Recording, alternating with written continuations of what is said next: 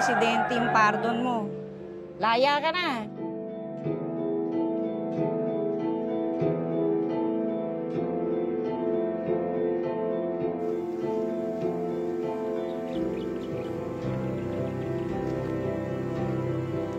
Nay? Sino ka? Nay?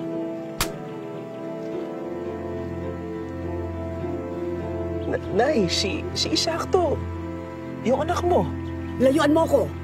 Papatayin mo ko, ano? Papatayin mo ko!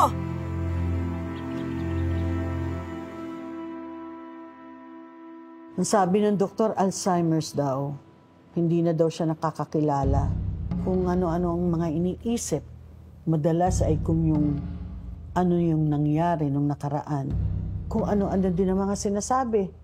Minsan nga sabi ng ibang tao, nawawala na siya sa katinuan niya.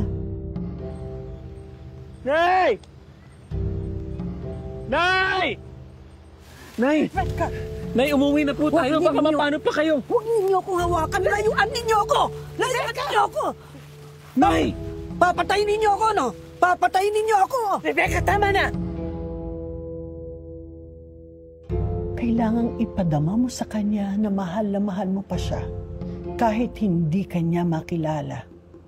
Maaring sa isipan niya hindi kanya kilala. Pero sa puso niya, hindi makakalimot yun. Ang mga anak maaaring makalimot. Pero hindi ang mga nanay.